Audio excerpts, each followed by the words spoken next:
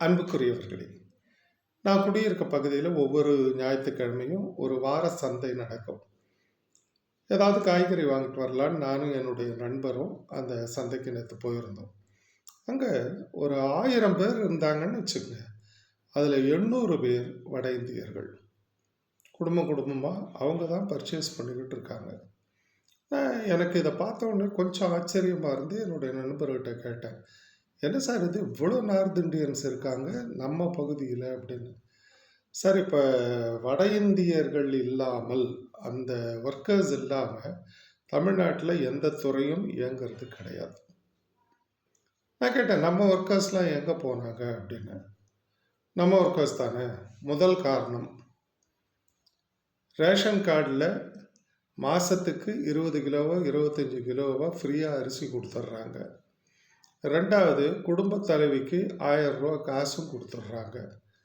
ஆக இது ஒரு குடும்பத்தை நடத்துறதுக்கு அந்த கீழ்மட்ட லெவலில் போதுமான அளவு இருக்குது.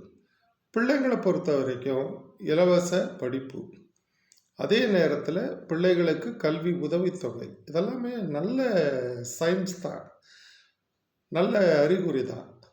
ஆனால் இதன் காரணமாக என்ன ஆகுது, ஒர்க்கர்ஸ் கிடைக்கல.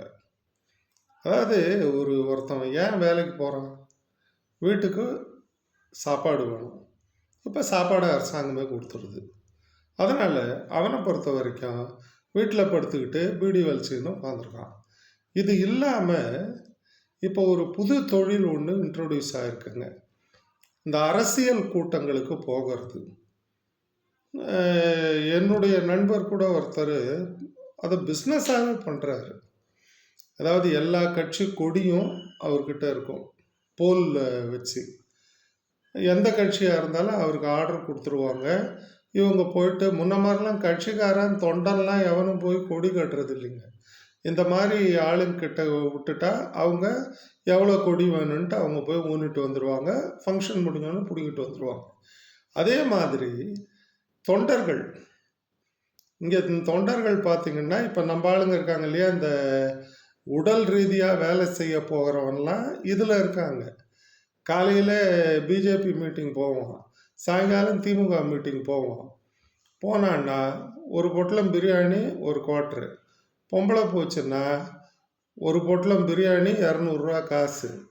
ஆக இந்த மாதிரி உடல் உழைப்பு இல்லாமலேயே பணம் சம்பாதிக்க கற்றுக்கிட்டாங்க இந்த கடுமையாக வேலை செஞ்சுக்கிட்டு இருந்த தமிழ்நாட்டை சேர்ந்த ஒர்க்கர்ஸ். இப்போது நம்ம கேள்வியே, இப்படி எல்லாத்துக்குமே வட இந்திய பணியாளர்களை நம்பிக்கிட்டு இருந்தா எதிர்காலம் என்ன ஆகிறது, இந்த கேள்வி வந்தது. இப்போ அதுக்கு என்னுடைய நண்பருக்கு நேர்ந்த ஒரு பெட்டர் எக்ஸ்பீரியன்ஸ் உங்கள் கூட பகிர்ந்துக்கணும்னு நினைக்கிறேன். நான் இதுக்கு சொல்யூஷன் நீங்கள் சொல்லிடுங்க. என்னுடைய நண்பர் ஒரு சிவில் பில்டர். அவர்கிட்ட நான் மேலே சொன்ன காரணத்தால் உள்ளூர் ஆட்கள் கிடைக்கலைங்க.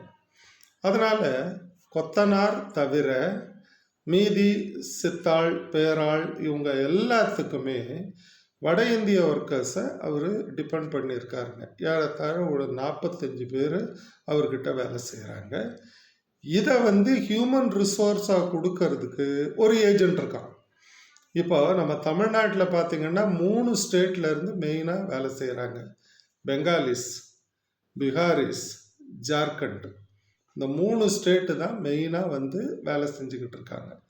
இதில் பெங்காலிஸ் கொஞ்சம் எந்த பிரச்சனைக்கும் வம்புக்கும் போக மாட்டாங்க, அவங்க பாட்டுக்கு வேலை செஞ்சுட்டு போயிடுவாங்க.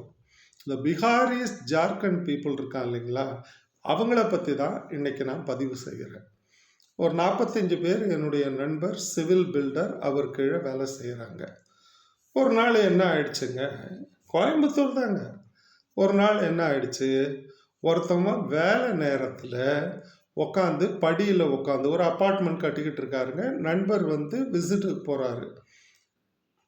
சூப்பர்வைசர்ஸ் இருப்பான், இவர் சர்ப்ரைஸ் விசிட் போனாருங்க அப்பார்ட்மெண்ட் கட்டுற இடத்துக்கு. அங்கே போனால் படியில் ஒருத்தன் உட்காந்து அவன் பாட்டுக்கு சத்தமாக ஏதோ ஒரு லாங்குவேஜில் பேசிக்கிட்டு இருக்கான். பொண்டாட்டிக்கிட்ட பேசுகிறான் போல இருக்கு. இவர் போனது அவன் கவனிக்கவே இல்லைங்க. இவர் தான் ஓனர்னு அவனுக்கு தெரியாது. இவர் பாட்டுக்கு போனாருங்க. மேலே போய் எல்லா இடத்தையும் சுற்றி பார்த்துட்டு மறுபடியும் கீழே வராரு. இன்னும் பேசிக்கிட்டு இருக்கான். ஏறத்தாழ 1/4 மணி நேரம். இவருக்கு உடனே கோபம் வந்துடுச்சு. அவனை கூப்பிட்டு என்ன அப்படின்றாரு. அவன் பேச்சை கட் பண்ணாமலே கே அப்படின்னு நான் பிறகு இந்த ஆள் பலாருன்னு அடிச்சிட்டான். இது இவன் பண்ண தப்பு. ஓனர் என்னடா இது, நாம் வரோம் போகிறோம், இவன் பாட்டுக்கு உட்காந்துருக்குறான், அதுவும் நம்ம என்னன்னு கேட்குறோம், கே அப்படின்றான்னு சொல்லிட்டு இவர் அடிச்சிட்டாருங்க. அடிச்சுட்டு இவர் போயிட்டார். ஒரு 1/2 மணி நேரம் ஆச்சுங்க. இவருக்கு நண்பருக்கு ஃபோன் வருது. சார், அப்பார்ட்மெண்ட் எதிரில் ஒரே கூட்டமாக இருக்குது, பெரிய பிரச்சனையாக இருக்குது, நீங்கள் ஒரு ஆளை அடிச்சிட்டிங்க, அவங்க கூட்டம் சேர்ந்துட்டாங்க, தயவுசெய்து உடனே வரணும், வேலையே நடக்கலை, கல் எடுத்து அடிக்கிறாங்க அப்படின்னு ஒன்று. நண்பருக்கு ஒன்றுமே புரியல. இவருக்கு லோக்கலில் ஒரு போலீஸ் எஸ்ஐ ஃப்ரெண்டு, அவருக்கு ஃபோன் பண்ணி சொல்லிவிட்டு இவர் அங்கே போகிறதுக்குள்ளே பார்த்தா கிட்டத்தட்ட 400 பேர் அங்கே நிற்கிறான். எல்லாரும் ஹியூமன் ஷீல்டு, அவன் வீட்டு பொம்பளையெல்லாம் கொண்டாந்து முன்னால் நிற்க வச்சுட்டாங்க. பின்னால் இருந்து இவன் கல்லால் அடிக்கிறான் நம்ம ஆளுங்க மேலே. ஒன்றுமே புரியலைங்க. எஸ்ஐ போயிட்டு கத்துறான். கத்தி என்ன அப்படின்னு கேட்குறான். என்ன செய்வியோ தெரியாது, என் ஆளை ஏன் அடிச்சிங்க? அந்த ஏஜென்ட்டும் வந்துட்டான். இந்த ஆளுங்களை ரெக்ரூட் பண்ணி கொடுத்தான் இல்லையா, அந்த ஏஜென்ட்டும் வந்துட்டான். என்ன கேட்குறான், என் ஆளை எப்படி அடிக்கலாம்? இந்த அப்பார்ட்மெண்ட் கட்டுற இந்த சிவில் பில்டர் என் ஆளுக்கிட்ட மன்னிப்பு கேட்கணும், அடித்ததுக்காக 50,000 பணம் கொடுக்கணும், இப்படி பண்ணாதான் நாங்கள் வேலைக்கு வருவோம் அப்படின்னு சொல்லிட்டு நிற்கிறான். உள்ளே போக மாட்டேங்கிறான். உடனே எஸ்ஐ நண்பர் இவருக்கு பில்டருக்கு ஃபோன் பண்ணி, சார் சிச்சுவேஷன் இந்த மாதிரி இருக்குது, நீங்கள் என்ன பண்ணுங்கள், வந்து ஒரு அப்பாலஜைஸ் பண்ணிவிடுங்க, 50,000 ரூபா பணம் தரேன்னு சொல்லிவிடுங்க, சொல்லிவிட்டு ஒரு 2 நாள் வேலை இல்லைன்ட்டு இழுத்து மூடிட்டு அடுத்தது வந்து நம்ம ஊர் டீமை வச்சு வேலையை பாருங்கள் அப்படின்னு சொல்லிட்டு அவர் சொல்யூஷன் கொடுத்துட்டு போயிட்டாருங்க. நண்பர் அவர் என்ன தப்பு செஞ்சாருன்னு அவருக்கு புரியலைங்க. அடித்தது தப்புன்னு கூட இருக்கட்டுங்க, ஒரு ஒர்க்கர் தானே. இவர் போய் நிற்கிறாருங்க. அவ்வளோ பேர் இவரை சுற்றி ரவுண்ட் கட்டி நின்றுக்கிட்டு இவர் வந்து அவனுங்க சொல்கிறான்லாம் எந்த லாங்குவேஜில் எப்படி மன்னிப்பு கேட்கணும்னு, அந்த லாங்குவேஜை இவருக்கு சொல்கிறானுங்க, அந்த சென்டென்ஸை.